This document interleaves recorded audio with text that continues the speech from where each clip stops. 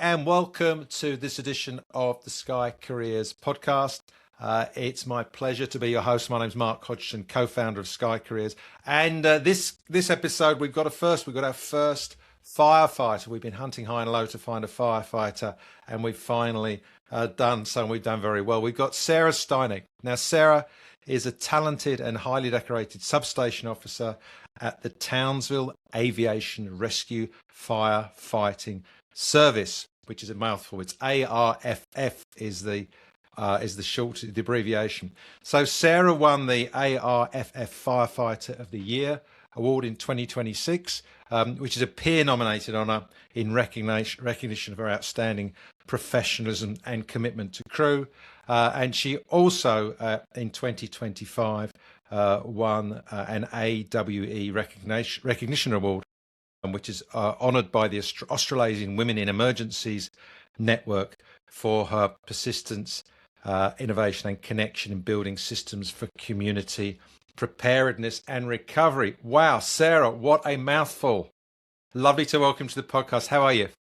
Thanks, Mark. Thank you very much, and thanks for having me. Yeah, I'm doing great. How are you? Yeah, really looking forward to this conversation. As I say, we've been trying to get an aviation firefighter on the pod for a while, and we finally secured you, and we've done really well. So I'm really pleased.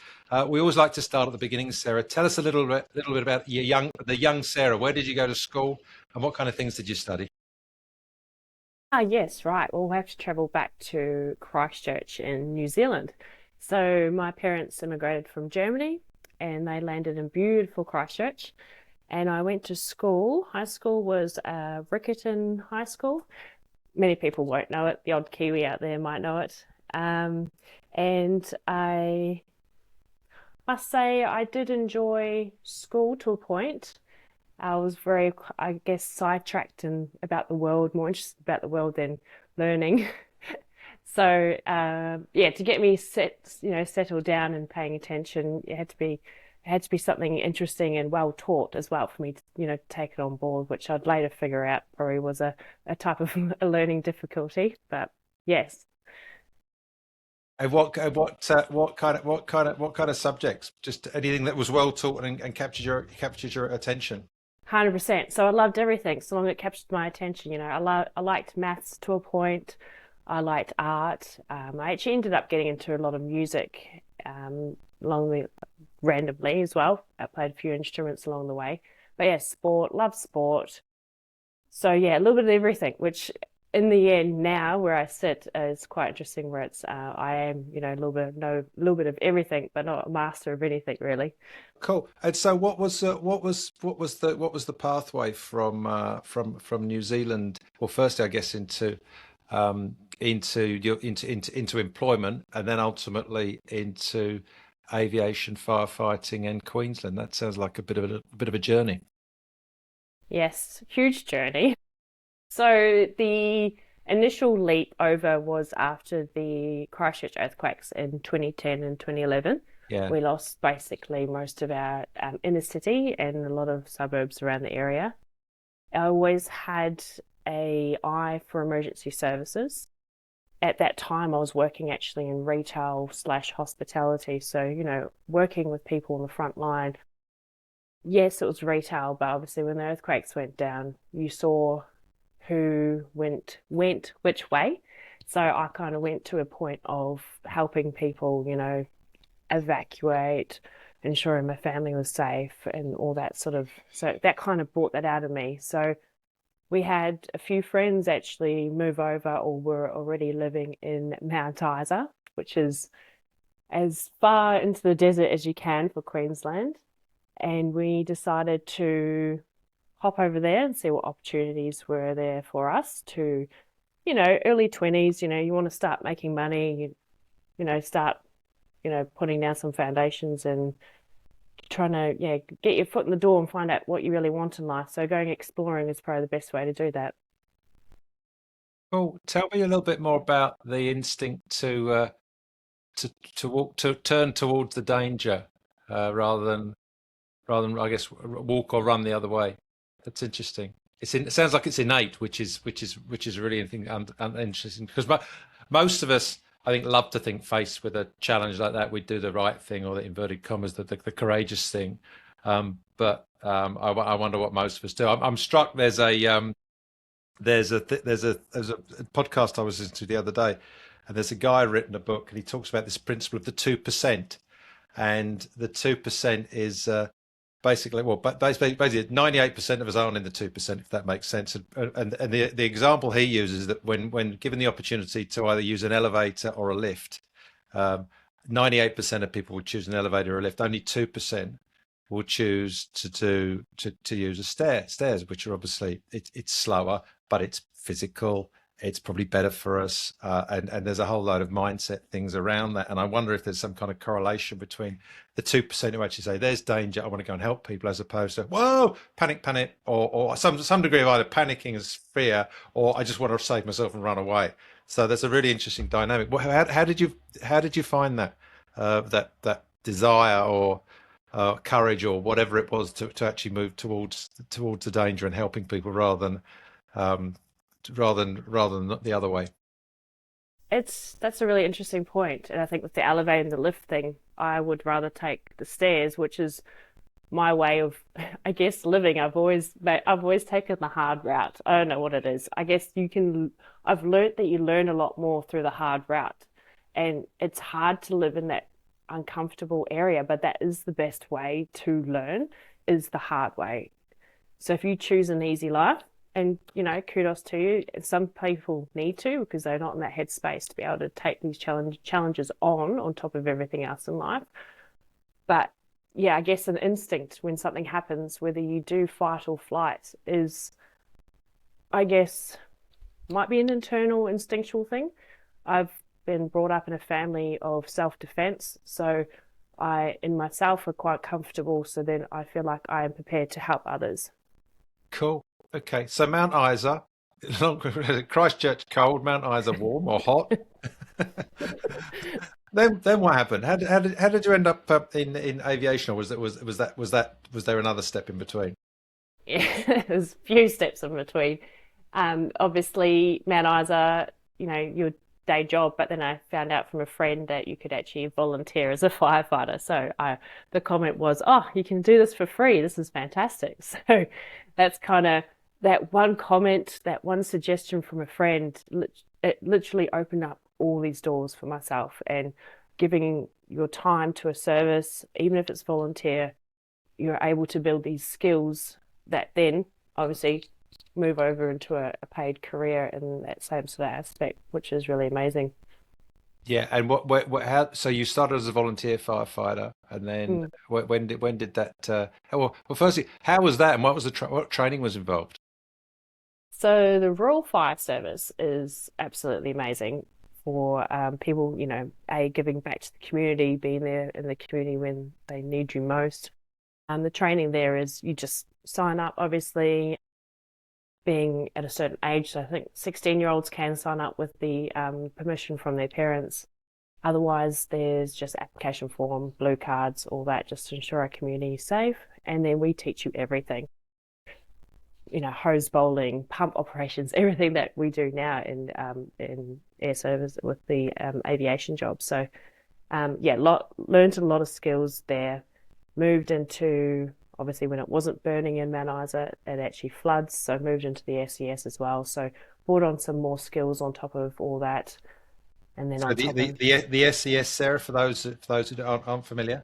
yeah, is the State Emergency Services. They do a lot of flood boat search and rescues. They are now under the banner of Queensland Police Service. Okay. And yeah, so with that, moved on and pushed the boundaries a little bit more and joined the Queensland Fire Department as an auxiliary, which is a casual on call 24/7. We back up the permanent station if they go to a call. We either join them or we cover on station. So then adding to the skill sets, we're able then to learn about structure fires and car accidents and how to extricate patients, and furthering developing these skills in first aid and so forth, which really laid a really good foundation for when I applied for the aviation job with Airservices Australia. Right. So that what kind of period? So you're being trained both as a volunteer and as a semi-paid um, firefighter along. How many years are we talking about? That's sort of that journey for you. Yes, so I would say about 2 years into the Royal Fire Service, I joined up with the auxiliary service, and all up from about 20, so I'd say 2011, I was a Mount Isa and I left in 2016. Cool. So I guess you don't sound like somebody who spends a lot of time sat at home watching television. No. To this day, I have not watched a single episode of, let's say, Game of Thrones. I have no idea what goes on. Like, yeah, That's really interesting. Picking up on that, picking up on our 2% piece. I wonder if there's something in that about the 2% thing. I suspect there is. I suspect there is. Now, also it sounds, and I can, for those who are watching this on YouTube, you can see your face lights up. You obviously love the training and the learning aspect of all of that. yes. So obviously, I found my niche in learning with hands-on, understanding the why behind the concept of this learning, why we bowl a hose a certain way, why the pump has to, be at a certain level, or what happens when something breaks. I absolutely love and I did, yeah, end up finding how I learn is why. Why do we do this? And keep Yeah. asking that question and finding that bottom foundation of where this developed from, basically. Yeah, I love that idea of multiple intelligences, and that the academic idea of, oh, you've got to be this or that or the other thing. But that kinesthetic learning, there's so many different ways of learning, and for you, it has to make sense. Why? What? Mm. Show me a practical application. Why this thing needs to be done this way, and then I'm interested in it, and then maybe the theory or the physics or the whatever that comes behind it. But actually, make it make sense to me, which I love. I think that's so powerful. Yes, yeah, and it took me many, many, many years to figure this out, which is fine. Like, it's brought me to where I am today, and it's enabled me to go into study as well because I've been learning the whys for, many, many years. So I'm Yeah, yeah. actually able to apply it academically eventually. And picking that apart a little bit more. So how much as you get more, I guess more you get involved in more complex, as both in terms of scale and complexity challenges, whether floods or fires, or and we get into aviation, there's a whole load of other things as well. Um, were you able to access that study and enjoy that study because I guess it gets more theoretical as well. Yes, it does. But that didn't open up until I was actually in once I made it into Airservices Australia with the Aviation Rescue Firefighting Service. A couple of years into that, I actually, you know, found myself with, again, more, great people in my life who had decided to start studying something. And I didn't realize as a Kiwi in Australia that I was able to study as an Australian, so not international fees. So I actually looked Cool. into and just tried one subject. You don't know, right?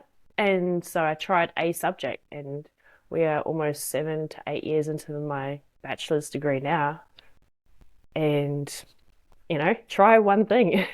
Well, yeah. Well, eat the elephant one bite at a time, right? I know. What's your bachelor's in, Sarah? Bachelor's is in emergency management or disaster management. I love that. Now, get us. How did you get? What was the step? What was the final stepping stone into aviation firefighting? Right. So this was actually a bit of a fluke, to be honest. So in 2016, after being unsuccessful becoming a permanent firey in the Queensland Fire Department, I made a choice to beeline for the coastline so that for any sort of, applications going forward, reapplying, any of that sort of desire, I had to be on the coast because it was quite expensive to fly in and out of Mount Isa for any type of testing. So I beeline for Townsville, straight line out of Mount Isa, kept it nice and simple. I did have a few friends here were able to take me in straight away, which was really good. I made those friends through the hospitality industry that was still working in Mount Isa as well as all that volunteer stuff too. So a year into that, I was driving trucks to be honest. I'd managed to get my HR truck license while I was a Mount Isa.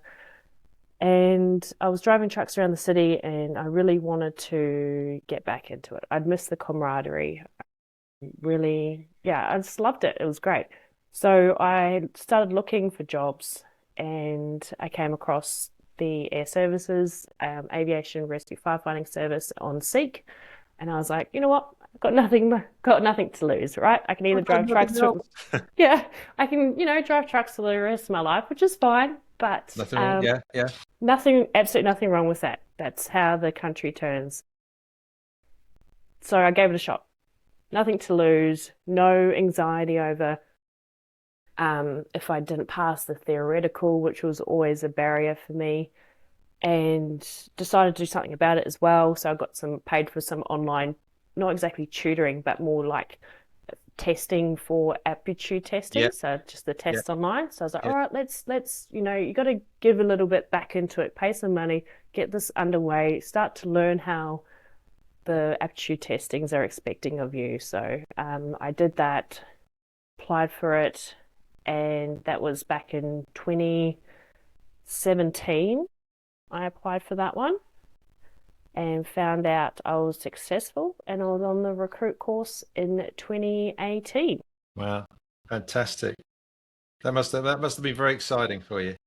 Oh, it was a dream, and what was really sweet was the company that I was working for were really excited for me as well. That's very cool. That's very cool. So 2018, you started your aviation firefighting training. How was that? How did you find that training? Because it's another level, isn't it? Another Huh. level and Yeah. specialization as well. Yes. So the great thing was I obviously had a background in bowling hoses and cutting up cars and Hoses, I structure. got the hoses. Don't worry about that. Yeah. So, and look, and I'd already been to, car accidents and already had done, the worst case scenario with CPR as well. So I knew what I was like around people where we were not quite successful, or a house fire, actually being engulfed in flames. So that sort of stuff you don't know until you've actually tried it. So having that, already happening and having that foundation was really good. So I was able to really pay attention to the aviation part of this job, and which is time critical, right? So we're gonna use our resources really well in a really time critical situation and make the best of the situation that we can. Yeah. Talk us through that a little bit more. I think I know what you mean, but what's the big difference between, I guess, not just real firefighting, but if there's a house fire or a kitchen fire or something, and yeah, we've either seen or we've seen that on TV, or we've seen maybe people been unfortunate enough to see people around houses burning and so car crashes and so forth. We're probably fairly familiar with that. What changes when it's around aviation and aircraft? A lot changes. Problem with Not really a problem, but the issue with the aviation is that you have a lot more people in a small amount of space. So, like a house fire, you might have a house of maybe two to, I don't know, six people, family members. In an aircraft, we're ranging from, maybe the flight school has, the person, the student and the pilot, or you can get up to 200 plus people, depending on which airport you're at, obviously. So you have, yeah, like I said, a lot of lives to a confined space. And then that confined space, not to make it sound super scary, because obviously aviation flying is the most safest transport, but you're surrounded by fuel, you're surrounded by luggage, a lot of things that are flammable. So this is why it's so time critical, and it also depends on what's going on as well. It could be as small as hot breaks from a rough landing, or you could have a full blown crash where the fuselage is broken and it is a bit harder because you've got the oxygen's been introduced to the fire. But again, time critical, amount of people involved, the amount of fuel that's around as well. Hence why they do try and dump fuel before landing in case they have an issue, just to Yeah. reduce that hazard. Yeah, and also I'm just imagining. It's funny. I'm flying to Perth tomorrow, and and going back to our 2% thing we started the podcast with. I mean, you just know if there was even a minor emergency, that you've got 98% of people. Sorry, that's probably a bit of a. You'd have a lot of people flapping and panicking, and the cabin crew are obviously trained primarily to control those things as well. But I can imagine the reality would be complete, a lot of panic with people, as plus obviously all the other things. So I think if were it to happen, it would be a very challenging situation. So you guys have got such an important part to play in trying to de-risk or create the best possible outcome, haven't you? 100%. And that's our job, basically. It's to the nuts and bolts of it. That's our job. We get there in a timely manner with the, amount of trucks that were required. So here at Townsville, you'll have two on a Jetstar flight. If something goes wrong, you'll have two of our trucks right there, ready to go, and that's our job. With the, obviously, with the water, the foam, or the DCP, whatever is required to deal with whatever material is burning. Lovely. Remind me, what colour are your trucks? Yeah, that's the argument. Is it yellow? Is it lime green? Is it both? Now we've got the intro stuff out there. What's the answer to that? What colour are your trucks, Sarah Steinegg? I don't know. It's not yellow. Look, I've driven all three trucks in all three different services. It's not yellow. It's a lime green. It's a green. I don't know. In between. Anyway, we're not going to miss you, when you come hurtling out to help us. Talk us through a typical day in your role. Right. So I'm split between two worlds as a substation officer. I still do the fiery things, and I also support the officers in charge. And then I can also step into the role of the station officer, which is one below the fire commander. A typical day for a fiery, or anyone at the moment, would walk into work with your coffee in hand or go to the kitchen, make coffee, and we will normally, you come in, you check your roster, because we do a certain riding positions, and we also have to be in the fire control centre that we also manage. So everyone gets a turn up there. And also the seats rotate, so you can either drive or you can operate, and that rotates through the day. You rotate trucks as well, depending. Every crew's different, every station's different. Yeah. But you come in. Does everyone drive? Yes. Yeah. Yes. So as a requirement, before your recruit course even starts, is you need your HR truck license. Okay. Cool. Yeah. But you don't drive operationally until you have done everything that's required at your local station. So you don't come in straight from your recruit course and jump on a seat. Okay, cool. No, I was just because the reason I asked the question, I was surprised that I've got a friend who's in the not the RFS but in the fire brigade in Sydney, and he was telling me everyone drives. I was assumed there were designated drivers for the blue light drivers going in. But apparently everyone does it, which did surprise me. Yeah. You said it surprises him some of them. That's Oh, I know. And look, there are people, who have, never driven a truck before they got into our job. So, and look, they are very professional, and they go away and they get the training they do require. So there's no doubts there. But yeah, you don't drive on your first day when you first rock up to station. So that's definitely, look, you may have driven them on the recruit course or not, but every airport's different, right? And you don't know your way around, and you still need another license to drive airside and all those. Okay. Sorry, I interrupted you. Sorry, you're taking us through your day. No, it's my bad. Sorry. So where were we? Right. So you get your riding positions, figure out what you're doing for the day. You make a coffee. We'll go out and switch the crew out and have a good yarn about everything and probably nothing for the first half an hour. It's where the officers, they've finally got all of us together before the day starts, and we have a discussion about what's going to happen that day regards to training, if there's any visitors coming through, anything. Have a couple of coffees, and then the daily on the vehicles begins. So we check our truck's operational readiness every morning, and that's every bit of equipment and the operation of the pump.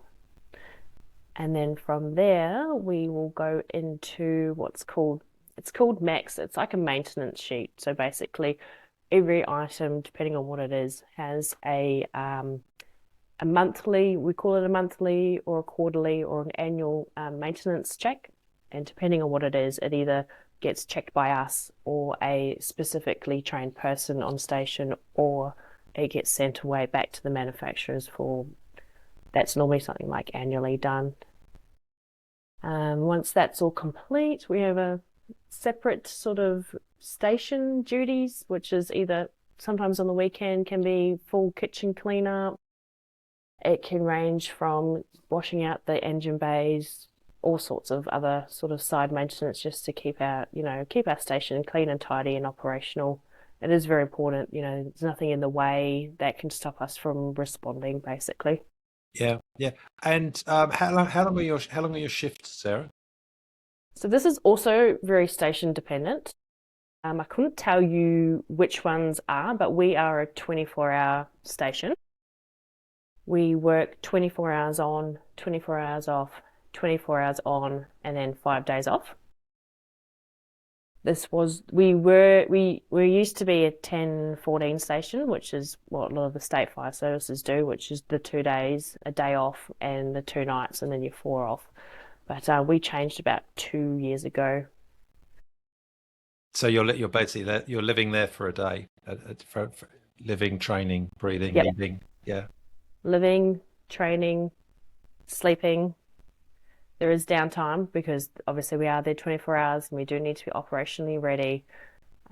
So there are downtime, there is sleep time if you're not upstairs in the FCC, like I've said, the Fire Control Centre where we dispatch our crews from. Fantastic. And I guess it's all about training, isn't it? Because you're obviously doing training, you're doing maintenance stuff, you're doing training stuff during the day, and there would be long periods of not much happening, and then very short periods where you need to you need to be on your game immediately. So that strikes me as that must be down to an immense amount of muscle memory and just training. So when it becomes real, you guys are just ready to go because it's just it's what you've been doing anyway, but it's just not a drill. Would that be accurate? Exactly. And that's any fire service. You need to be able to do your job basically blindfolded. It should be second nature. And this is why we train. And it is hard sometimes because we're training for something that hopefully never happens. Most have never seen before. So, but it is, if you're comfortable with the foundation of your skills and your equipment, then the next thing you have to worry about is the actual situation. Yeah. Yeah, it's really interesting. There's a massive mental part to that, isn't there? Because I mean, I guess the enemy is boredom, or I guess then you can bit of a complacency, and you can see how without very rigid systems, it would be quite easy for, I don't need to do that. We know that works because someone checked it an hour ago or a day ago, and it's very easy how you can see it could go wrong, and how it's so important that you not only have the systems but also the mindset that supports the systems. 100%. And that's where that discipline comes in because it is very easy just to go, oh, we did this last week. I'm like, yes, you did. And one of the good things is we have a really, really well set up training system. Because obviously we're very heavily regulated by CASA. CASA tell us everything that we have to do in whatever amount of time and how it's done and everything like that, which is great. Look, they tell us how to do it, we implement it, we get it done. And that even comes down to training. It ensures that certain things that are critical are done every 3 months at least, if Yeah, not more.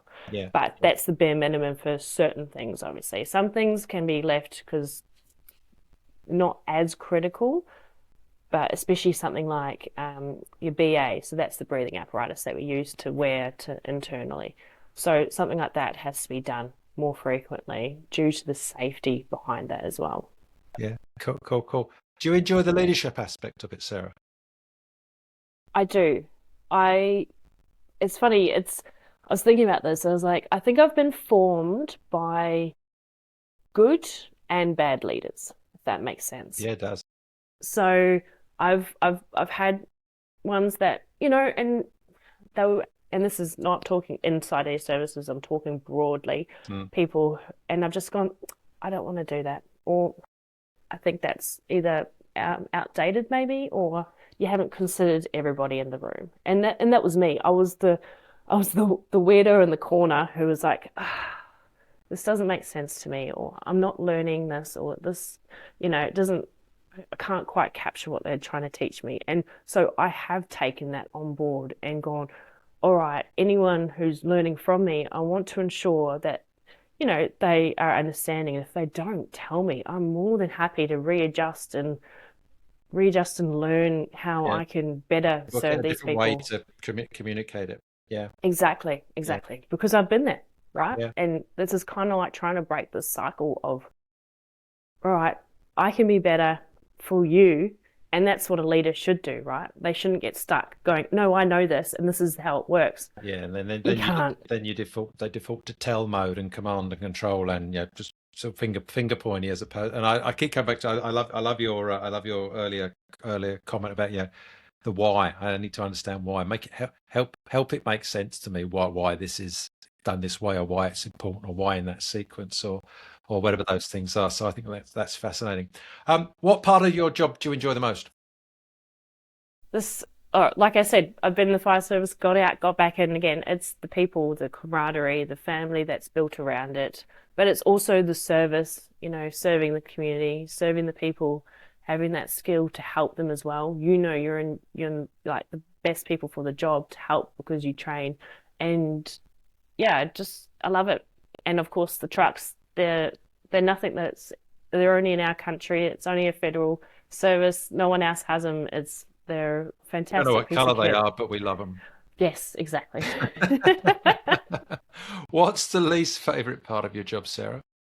Well, to be funny, like obviously I've come from a background of, a busy fire service into a less busy fire service, which is great, right? So for the flying public, for the community who use the airport, we're not busy, which is great for them. For us, it's we love to train, but it's also that feedback on, okay, I've helped someone and what I've been taught actually works. Yeah, So it's kind of that confirmation bias. yeah, So that's a little bit hard to, I guess, train for or even explain to people who have never been to an actual job. So that'll probably be the least, but it's manageable, right? So for me, I occupy myself on my days off in, giving back to my community and being part of the Royal Fire Service as well. So that kind of ticks that box for me, and that's personal, obviously.